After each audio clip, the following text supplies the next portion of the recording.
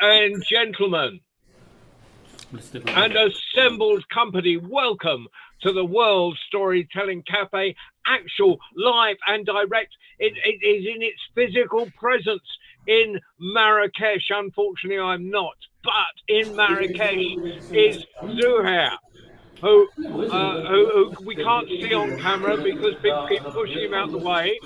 But this is the first of a weekly broadcast, um, a weekly broadcast where the new tellers of Marrakesh, a whole new generation of tellers in Marrakesh, will be meeting every week, and we will be broadcasting this live fantastic story circle. Zuhair, over to you. Thank you so much, John. Thank you everyone for being here. I'm having hard times finding myself on the camera. Okay. Hello, and today with me the one and only Kushan. Okay, present yourself, Kushan. Hello. Here is Kushan, another storyteller. I would love to welcome you again here and welcome our beloved guests. And today we will be having some amazing stories from our own culture. And just to present myself, Zouhair, for the people that don't know me yet, Zouhair, I'm a storyteller based in Marrakesh. And also today we're presenting the new school of storytelling in Marrakesh, an amazing school that was recently founded here in Marrakesh, and we would love to give you some stories, and today they will be rather long as we're approaching Ramadan. Ramadan is only 10 days away from us, and as you know, Ramadan is the holy month. It's a month of magical things taking place, and what's better than a story in Ramadan? Alright, maybe I will give you the first story. Once upon a long time ago, there lived a person who had a very modest job. He was a carrier. He used to work in the souk, in the Medina, in the local market of Medina. And he used to help people who buy stuff in the souk carry their things back home. So one day, no one really hired him to take anything back home. As he was taking a corner around the souk of the Medina, he heard a soft voice addressing him. Salam alaikum, sir. He rose his head and he saw this beautiful girl. Of course, not as beautiful as you ladies here in the room and around the world. So he saw this lady and he told her, how can I help you, fine lady? And she told him, well, if you are a courier, I want to purchase a lot of goods from the souk, so certainly I need someone to help me carry them back home. And that's what he did. So they were roaming around Medina, buying stuff, and when she finished, they were both of them walking back home. So they arrived to this big, beautiful riad of Marrakesh, a big riad with a big gate. The girl locked the door, and another girl, her sister, opened that gate. Welcome, my sister. And the courier was inside as well. And the courier really was amazed of all that he was seeing in that riad. Very beautiful, decorated, you name it, it was there. All beautiful stuff, including the girls. 3 sisters living in that riad. And here, the girl who hired that courier, she gave him a couple of dirhams. It was fair and square. Okay, you can go now, courier. And he told her, can I please sit here for a couple of hours? I really loved this riad. I will just sit in the corner and just enjoy the view. And she told him, okay, you are allowed to do that. You have 1 hour, sit here, we will give you some tea. And when you are ready to leave, you can just go. And after a couple of hours, the courier is still there. And she told him, Mr. Courier, I guess you need to go back home. And he told her, well, my lady, I have a question. Well, I see that all of you 3 sisters are not married, living in this big, massive, beautiful Riyadh. How come you are not scared living alone? I mean, there are many thieves and many bad people living around here. And she told him, well, there is no one worthy and no one who will keep our secret. He told her, I can do it. I volunteer. I can stay with you, mouth shut, eyes closed. I just live here with you, serve you, whatever you need, I provide it for you, but I want to live with you. And she told him, well, there is one condition. He told her, yes, my lady, what's the condition? Can you read, career? He said, yes, I can read. And she told him, come with me. So they were at the gate of the door, and she told him, read what was written on it. And he read, من تكلم فيما لا يعنيه سمع ما لا يرضيه. If you talk on something that is not your business, you will hear something that you will not like. She told him, well, you understand? He said, yes, I do understand what was written. Do you agree? He said, yes, I agree. Then she told him, let's have a party then. They went to one of the domes of that big Riyadh, and they brought fine drinks, and they started laughing, dancing. The career really enjoyed himself, like Babasi right now. He was really having this time. Like this in the hands and everything. So here, as they were having fun, it was already middle of the night, and they heard someone knocking on the door. One of the sisters went to see who was knocking at that hour, and she saw from a little window 3 blind men. All of them blind from one eye, the left eye. And all of them look alike. They are dressed with old, torn, dirty jalabas, and with long hair, long dirty hair, and long beard. And then she asked them, what do you need? Why are you knocking our door at this hour? And they told her, we just want to be your guests for tonight. It's already middle of the night, we're travelers, we arrived here in the city, and we are afraid of the guards. If they catch us, we will go to prison. So if you can give us just some space inside of your big Riyadh, we will be forever grateful, and we will leave by dawn. And she told them, well, you are always welcome to our house, but under one condition. Okay, what is it? Can you read? Yes, we do. And they read what was written there.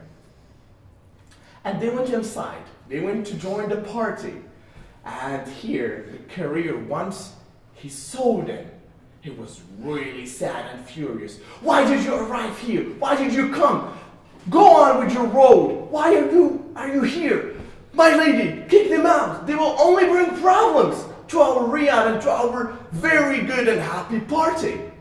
And she told him, no, you are our guest, and they are as well our guests. I mean, all of you agreed on the condition we have, so they can join the party.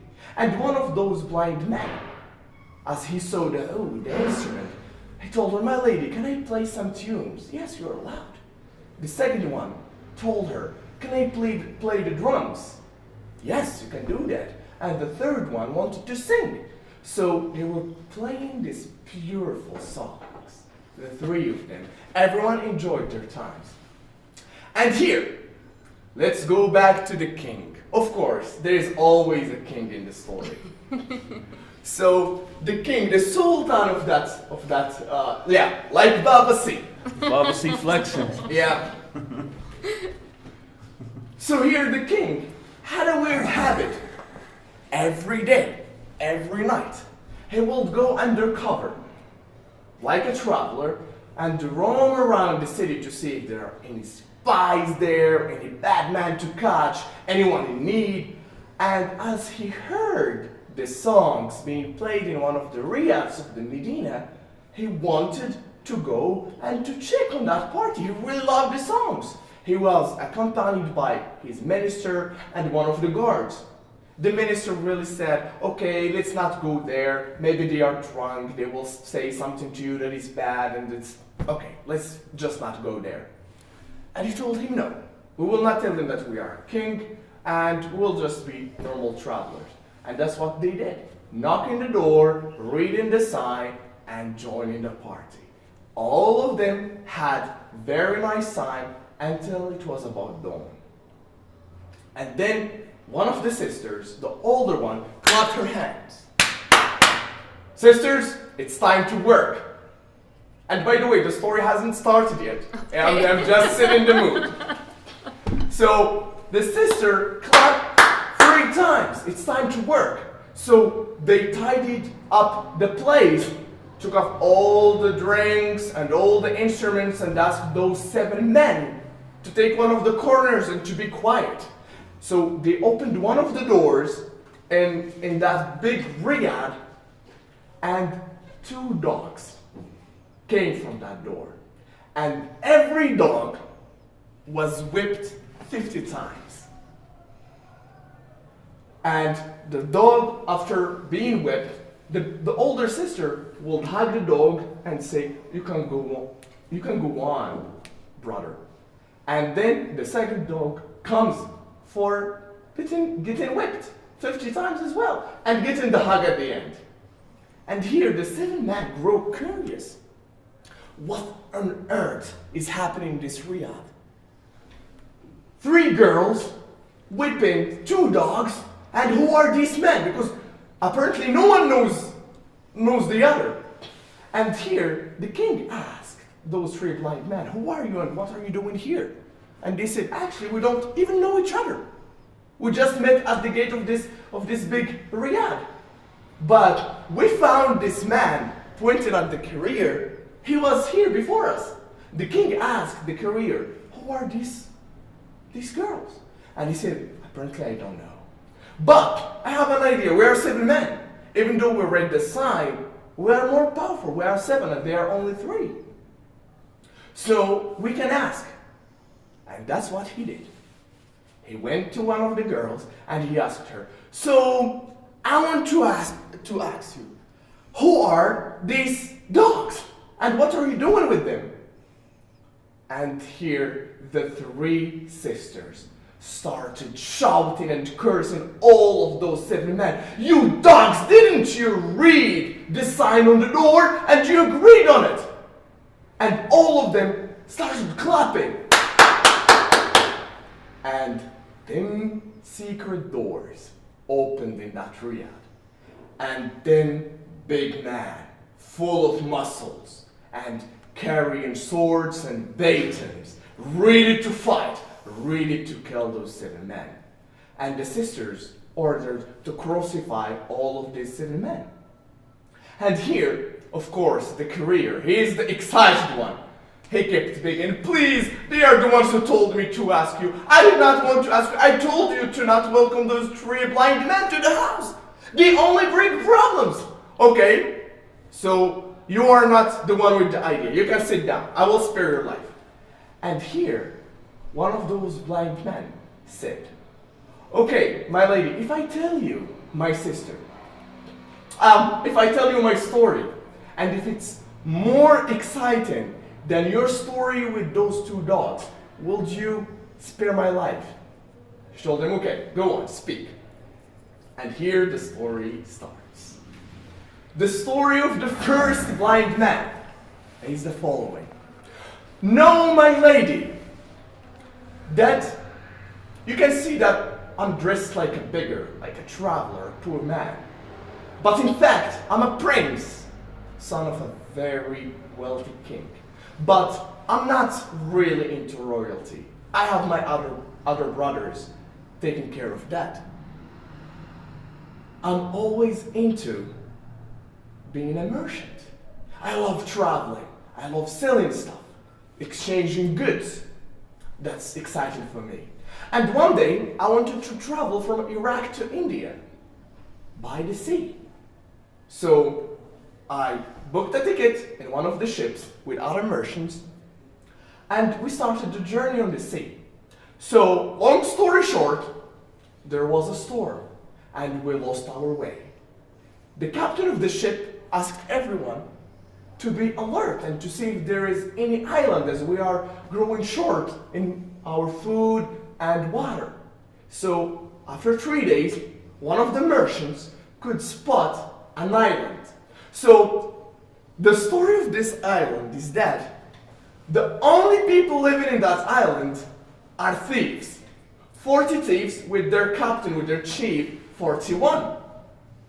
So what they do, they wait for any ship to lose its way in a storm, and they know that they will come to the island looking for food and looking for water. And that's what the thieves do. They just grow vegetables, fruits in that island, so it's really interesting and appealing to someone who loses its way in the ocean. So the ship I was at went to that island.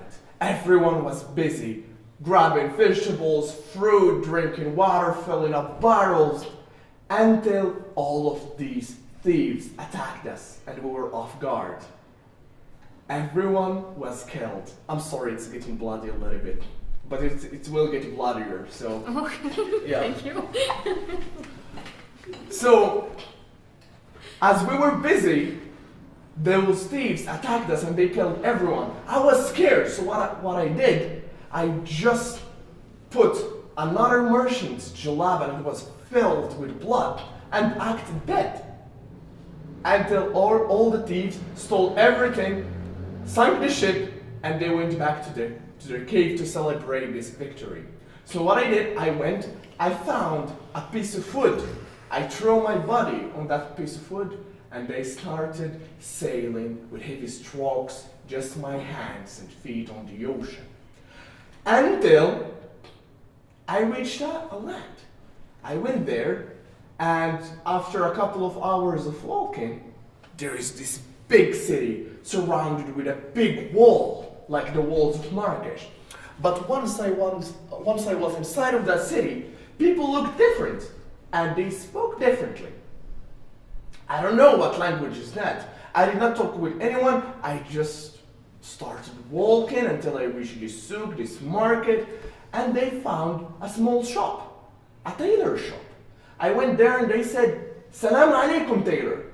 Once I uttered "Salam alaikum," the happy face of that tailor turned into a sad one, a furious one, an angry one. Then he closed the door and he told me, "Tell me the truth. To whom did you say salam alaikum to in this city?" He said, "You are the first one I talked to." And he said, "Know, my son, that the people here are not Muslims. They worship other gods, and they hate Muslims. Whenever they found a Muslim, they will either kill him or wait until their celebrations and burn him alive. So, if you want to stay alive in this place, you'd better stay quiet." And he agreed. Then two friends of that tailor were coming. And he told me, "Act as though you are coming from a foreign land, you don't speak the language, but you are not a Muslim. Don't even speak to them. Just sign language. Just nod with your head, yes or no. That's the only thing you need to do to stay alive here." So as they approached, they had this conversation with the tailor. "Who is this young man?" He told him that this is my nephew and his father died and I need to take care of him. So you are both lumberjacks. It will be better if you teach him the craft so he can earn a living and not just stay in my shop. And that's what he did. He was always with those lumberjacks, going to the forest, chopping the wood and selling the soup. And know, my lady, that I was really a fast learner. I learned fast how to get wood and how to sell it. So after that week, if they go left, I go right. And they chop wood by myself. Until this one day, I found this big, perfect tree for me. I chopped it all up, and there was the roots of that tree. And they said, "Well, let's not leave it here. Let's take the roots as well." And once I took off all the roots from the ground, I found a door. I opened the door, I found stairways. I went downstairs, and there was a palace. The palace was so beautiful, even more beautiful than my father the king's palace. As I was roaming around the palace, there was no one, except one bedroom, in which I found a beautiful girl. And of course, not as beautiful as you ladies. So, as I found this girl, I said, Salam alaikum. She was surprised.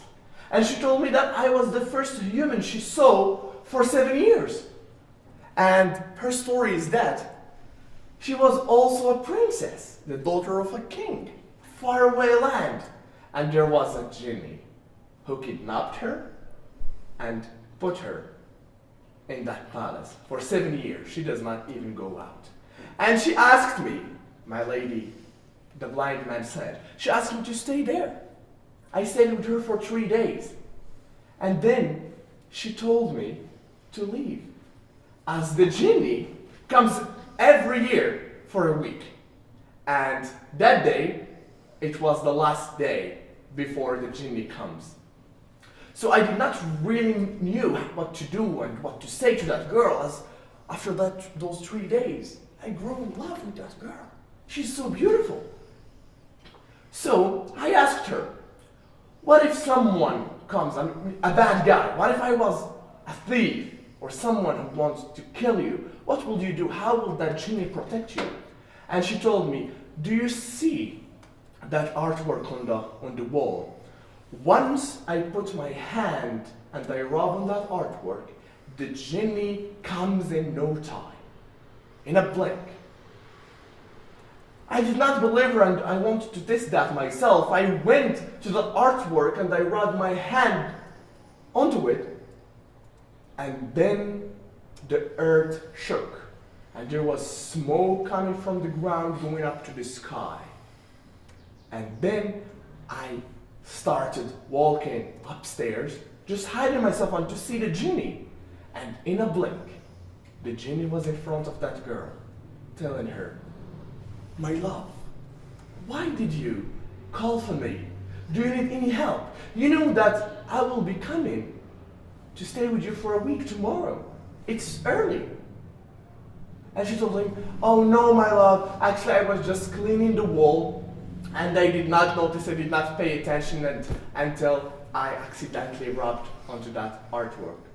And then he told her, I told you, don't do anything hard for you. I just want you to relax and enjoy your time in my palace. Okay, now I need to go. I have to take care of other stuff. I will go right now. Goodbye. I'll see you tomorrow. And once he turned his back, he saw a pair of babouche, a pair of shoes, and a soul that belonged to that young man. And here he told the princess, who did you bring to my palace? Are you cheating on me right now? After all that I'm doing for you, you're cheating on me.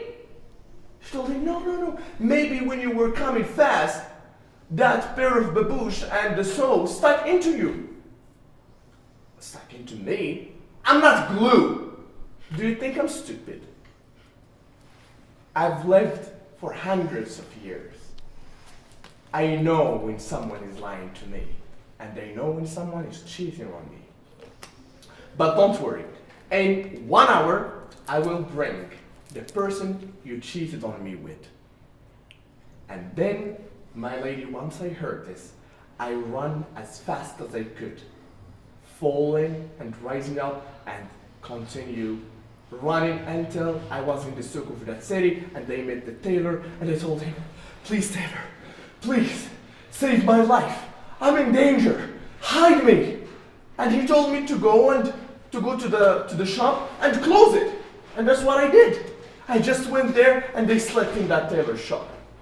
And in an hour, there was a priest coming to the souk with a pair of babouche and a soul, asking people of that souk, who does this pair of shoes and the soul belong to?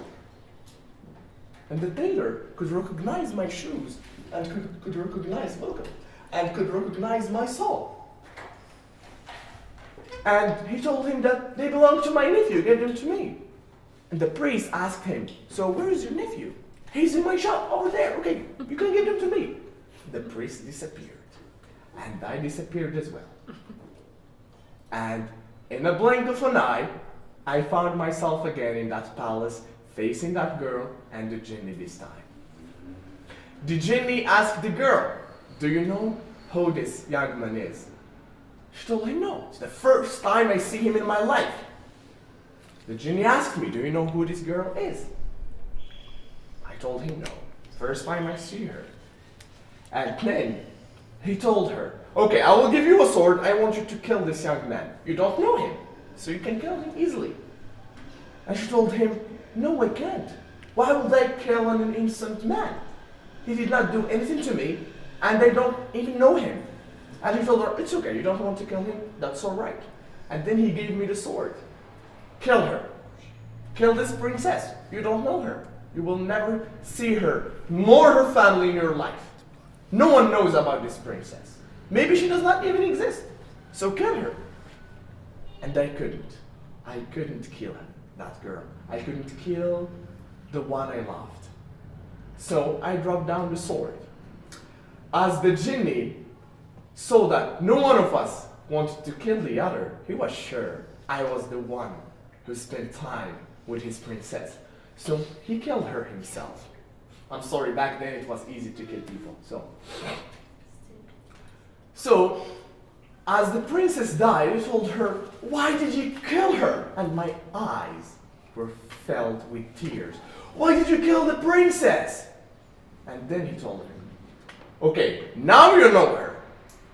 Now you have feelings for her. You are the one who stood between me and my love. And I will make your life miserable. I will not kill you. It will not be that easy for you." And he bewitched me into a monkey. And he threw me away to a faraway island. As a monkey, I did not know what to do. So I wanted to speak. And it's only ooh, ooh, ah, ah, ah, ah. And here, I found that that island was only inhabited by all monkeys of the world. Every species of monkey was there in that island. They could smell a human out of my monkeyness. So as they smelled human out of my monkeyness, they wanted to kill me. They did not want me to live with them. So they started throwing bananas, rocks, chasing me, and they was running for my life until I found a hill. I went up that hill, and as I looked back, the whole hill turned black and brown, filled with monkeys chasing me. I looked back again, and I found the ocean. I said, maybe I have a better chance surviving in the ocean than under the hands of those monkeys. So I just threw myself into that ocean, and they started swimming. And here, I swam for half a day until I found a ship. And I went up to that ship, and once I was on the deck of the ship, everyone wanted me off. A monkey coming from the ocean? He's a genie. Chase him out. He will kill all of us. Everyone wanted me dead in that deck. I was running around decks just trying to save my life until I found the captain's chambers. I went inside and I found the captain. I hugged his leg, giving him the eye, giving him the sight of, please help me. I want help. So he said to those merchants who were in that ship, okay, the monkey is under my protection. He came to me. Apparently he's asking for safety, and they will give him safety. So if he does anything bad to any one of you, I will be the one paying you back. Just leave the monkey here in peace. So it was dinner time. Dinner was served, and the captain sat beside that monkey. The captain shared his food with the monkey.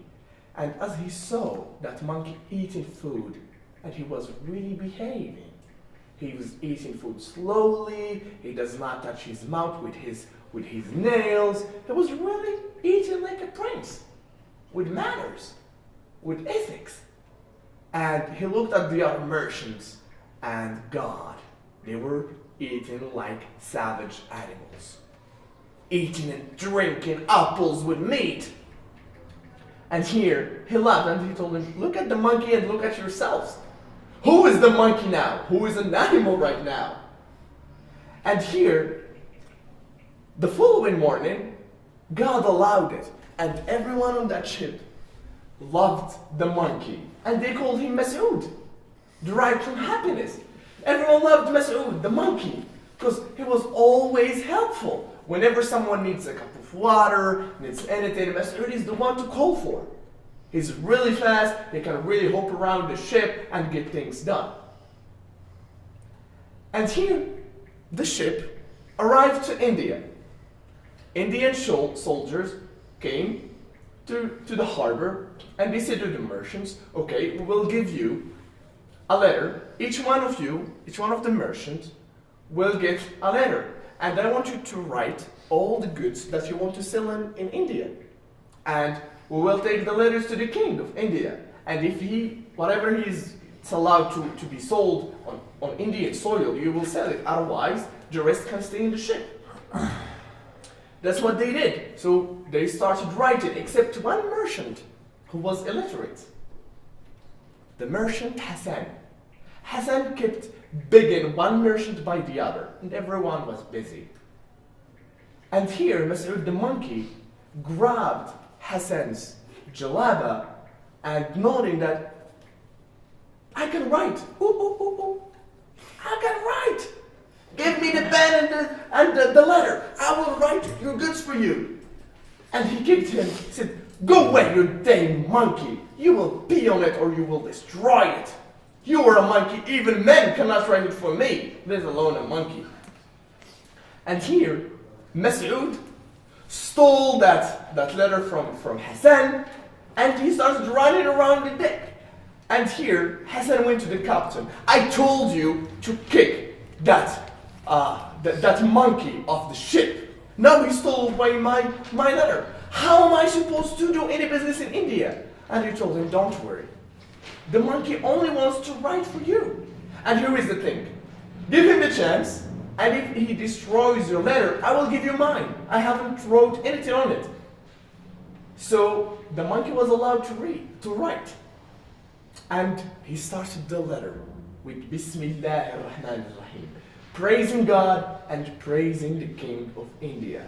He wrote 2 verses of poetry that made that King of India feel like he's the king of the world. And he wrote the rest of the goods that Hassan wanted to sell. So the letters were gathered up by the soldiers and they were taken to the king. So the king was looking at each letter, this is allowed, this is not allowed, until he found the letter that Masood wrote. He read it and he said, it looks so beautiful. I really want to meet the one who wrote this letter.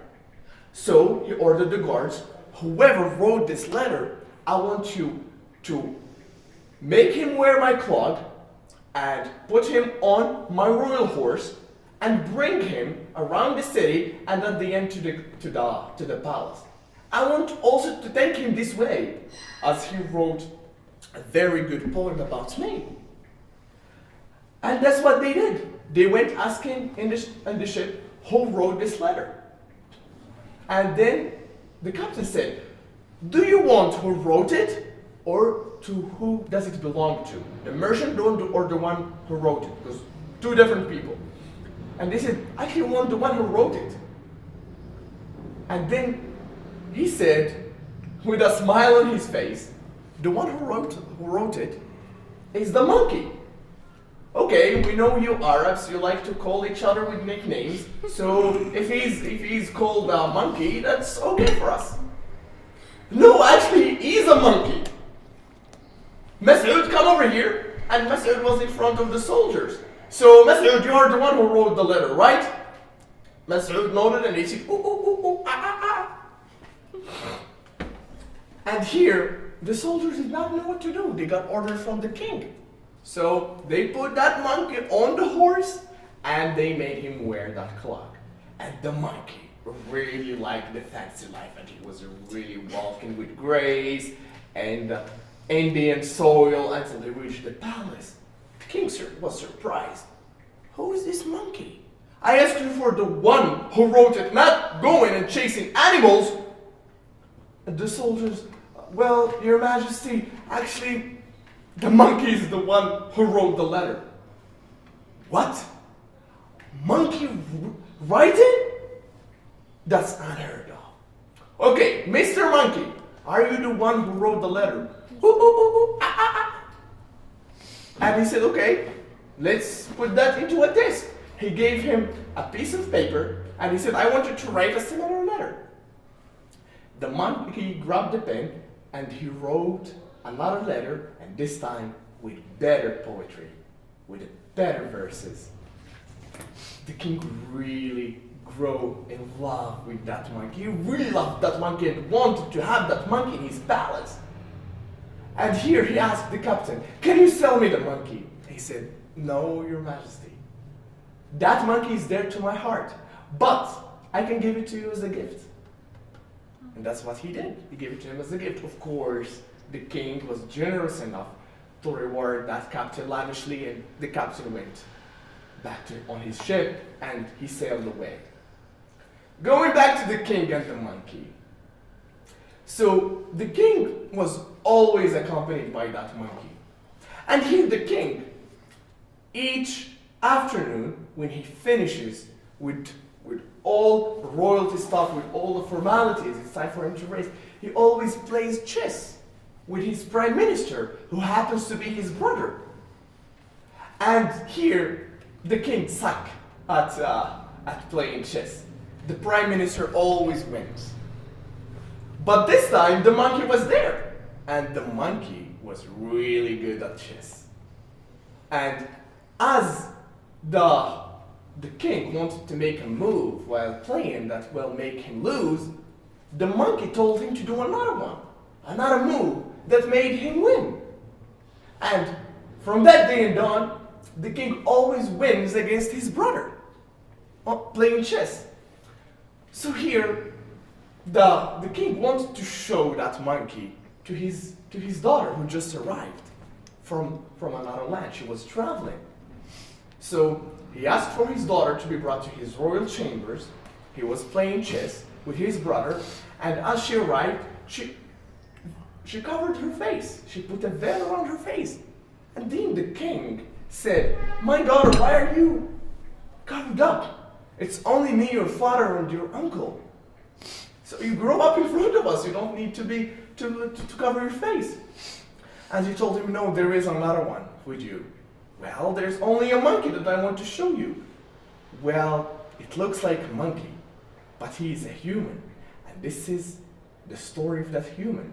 And she told her father that he is a prince, and that's his name, and that's what happened to him. My daughter, how on earth do you know all of this? She told him, oh, father, you know when you sent me to Greece to learn, I also learned witchcraft. I wanted to help people like this prince. So if you allowed me, I can save him and make him back again as a human. And she told him, well, please, daughter, if you could do that, that would be very nice. Let's save this prince. So she brought a pot, a spoon, golden pot and a golden spoon, and she brought a bottle that was filled with a white liquid, whiter than milk. And she put it in that pot, and she started mumbling some words that no one in that room could understand.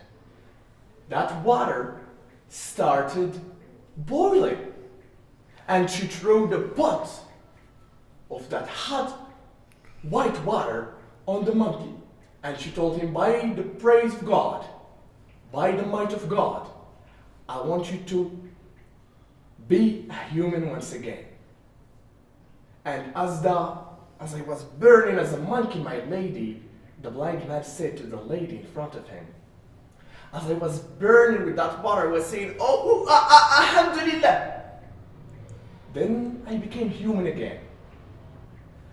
As I was really happy coming back as a human again. I was hugging the king, his daughter, his brother, the prime minister, and thanking God that I am saved. Here, the earth shook, and the smoke is coming from the earth to the skies. The genie who bewitched me came, and this time he was talking with the girl, with the king's daughter. Didn't we agree that you don't touch my work and I don't touch yours? We had an agreement, and now you broke it. And she told him, you should be ashamed of yourself. There is no agreement between me and you. You wronged the princess, and you wronged that monkey. You killed the princess and you bewitched that prince into a monkey, and you made him suffer. How can I agree with someone like you? And he told her what it is. And they started fighting with magic, not with swords. She will throw rocks at him, and he will throw rivers of water. And after hitting and running, she could send him a bowl made of fire, magical fire. And the genie died. He blew away. And the ashes coming from the genie's body hit my eye, my lady, my left eye. And this is how I became blind.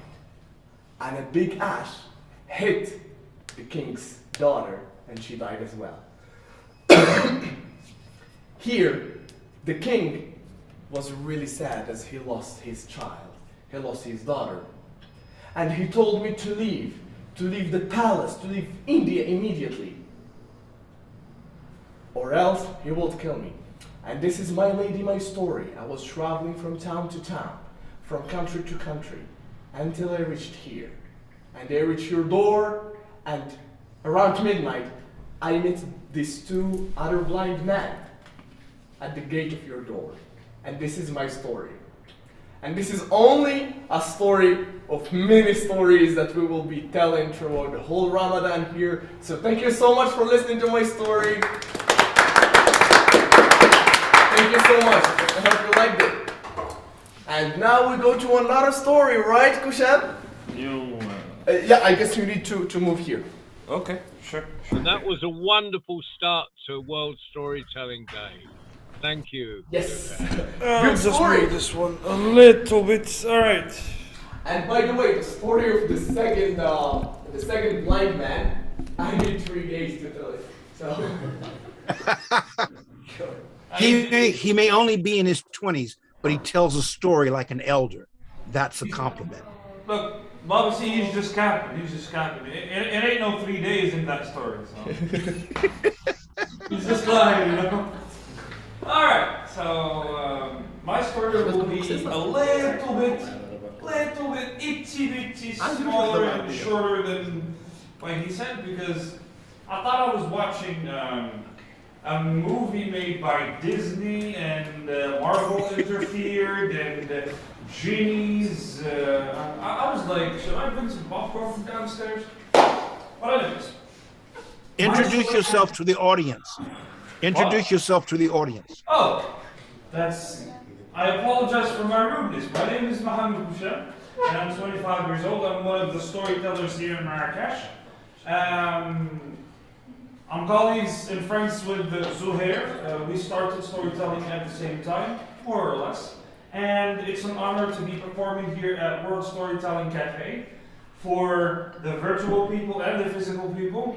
We miss you, Bobby and John. We want to see you as soon as possible, yeah? So, we miss you too.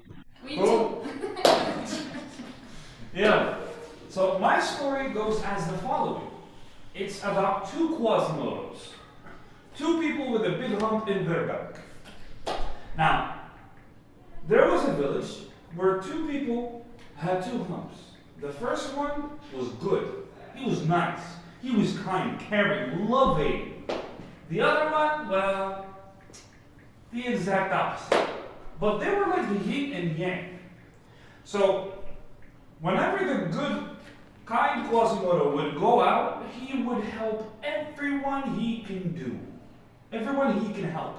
He can do, he would do anything to help. He would offer You think about something that is positive and caring, he would do that and then add something into it. And that's how he gained the respect of the village, the respect of the people in the village. And his mom blessed him with kindness, blessed him with goodness, and whenever he goes out, she would praise to God, she would pray to God so that God would protect him. Now we go back to the bad Quasimodo. He was a drunk, alcoholic, addictive, anything that is not good, not human, negative, he would do it. And people at the village cursed him. Now one day, the good Quasimodo, he decided to go to a Moroccan hammam, to stretch out his body a little bit, to have some him time, take care of himself. He went. He went to the hammam at 6 a.m., first thing in the morning. He went, he got in, he greeted the responsible of hammam, sharing a laugh with them, talking to them and everything. And then he would go in. He started scrubbing, splashing some water, singing, just having fun, until he hears some sort of a song, a chant in the inner room of the hammam. Now here's the plot twist. When he got in, he asked the guardian if there's anybody inside. And the guardian said no. So, taking that fact, going to the hammam, and then hearing some chants, well, he started having some ideas. Now, he decided to go in and check. And then he found 2 rows of genies next to tafna. Tafna, it's a concept in Moroccan hammams where you can get the water get the water that you use for washing yourself, especially hot water. 2 rows standing and singing. Singing what? Thursday, Friday, Saturday. They kept on singing this line. Thursday, Friday, Saturday. Thursday, Friday, Saturday, and dancing and clapping. And then he kind of, although he saw 2 rows of genies, he was scared because there were genies. He didn't know what was going to happen. I don't know. Unless you're a genie as well, you're not going to get scared. Just saying. Anyway. He liked the tune and he liked the music and he started vibing with it. He started vibing. Listening to doing the Millie Rock. He started doing the Millie Rock on it. When he heard it, as soon as he got in sync with the song, the genie said, Thursday, Friday, Saturday. And immediately he said, couscous with the veggies and milk every day. What? The genies, they just turned around. They actually liked what he said. So it's Thursday, Friday, Saturday. Couscous with the 7 veggies every day. They liked it. It's rhyming now. They found the answer for the second row because 2 rows would repeat the same line. Now, 1 row would say Thursday, Friday, Saturday, and the other will answer couscous with the 7 veggies every day. They were super happy, clapping and chanting, and then they decided to, give him a reward. So they made a circle around him. Now he's starting to get scared. I just sang a song. I don't want to die. Please, I want to go back home. They assured him that everything is fine. And the gift was to take out the big hump in his back and make him whole and help him become normal. So they did. They took the hump, poof, they glued it to the roof and left it with them. The hump was on the roof. And then he got out. As soon as he got out, people in the village noticed the difference. And they were happy for him because of his kindness. They helped him, they chanted, they celebrated his recovery. Until the negative, bad Quasimodo heard about it. He just got out of the bar with a big bottle of whiskey in his hand, drinking, and went to him. He's like, I need you little rascal, to tell me. Give me a second. Where's my whiskey?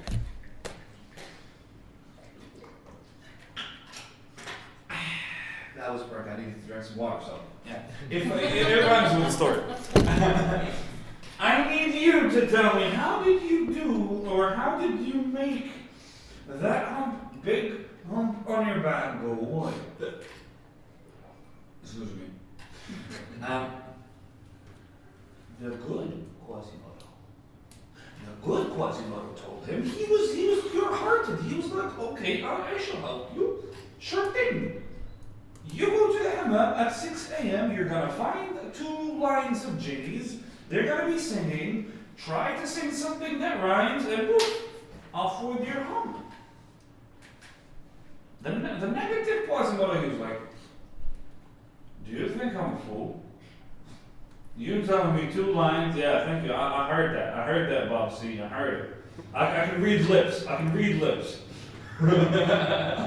It's okay. And he said, do you think me for a fool? Do you think I'm stupid, I'm dumb, I'm gonna believe that 2 lines of genies took off your hump? And then little Quasimodo said, if you don't believe me, how about you go see for yourself? And he did.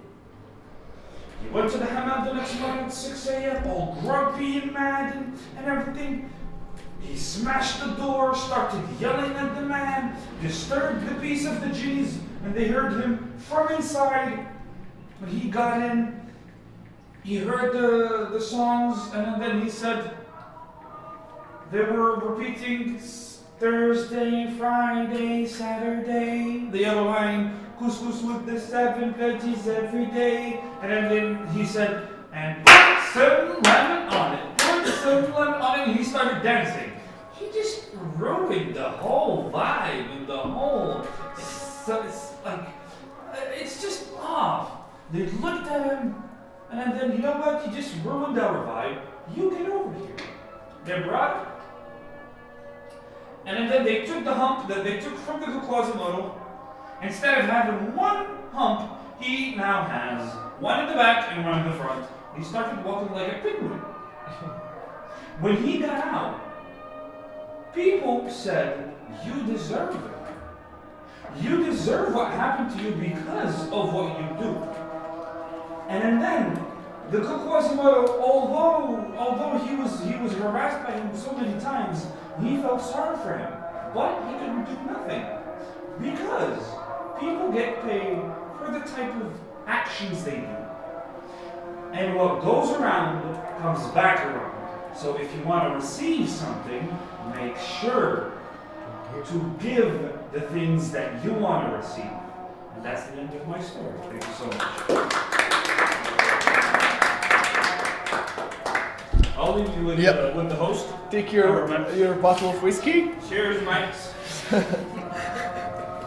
Thank you so much. Fantastic. I hope you like the story that Kushan has. I mean, I always find it funny, especially in Arabic. Okay, do we have more time or? Okay, I can't hear you, John. Hold on. I can see someone at the back who might just be waiting to tell a story. And if she wants to tell a story, we have time for her to tell a story.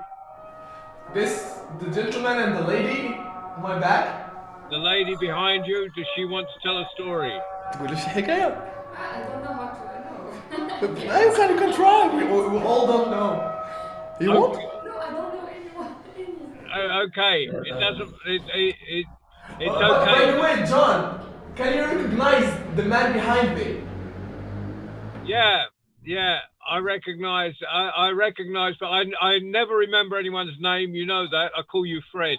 His name is Ali.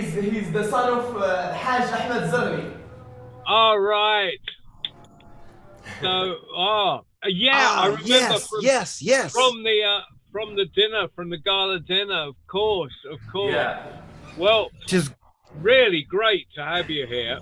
it's good to see you again. Yeah. Thank you. Good to see you too.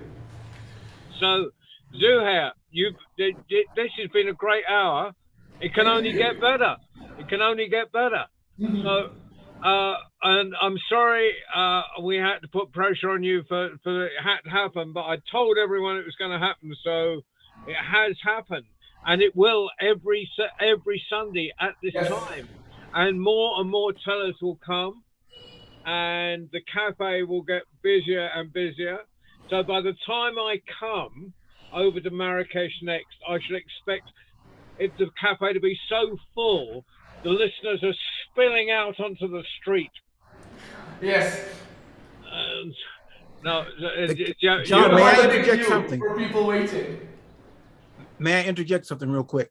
I think it's very apropos that the stories were told in a storytelling cafe, because like any good meal, you took time to prepare the ingredients, to combine them, and then to serve them as the feast that they are. Thank you. Thank you. How eloquent you are, Babasi. Right now, thank you, Zouhair. Thank you, tellers. Thank you, Ali, for flying the magic carpet as always. Thank you. And we have Coming up at 6 o'clock UK time, 7 o'clock Marrakesh time is our worldwide story round. I shan't be there for that, but Babasi will be me introducing that.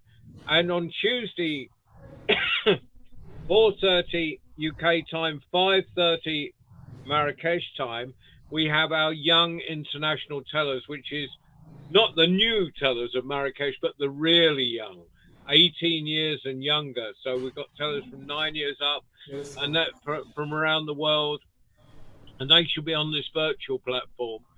And we have tellers from India, from Gaza.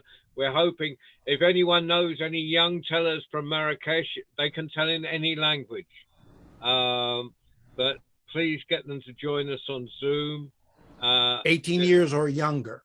Or younger, yeah. That cuts you up, obviously. But I'm only 17 years old, so I can no. But anyway, meanwhile, a big round of applause for all our tellers. Thank you, Zouhair. I'm going to let you get on. I know you're a busy man today, but thank you for making time for this.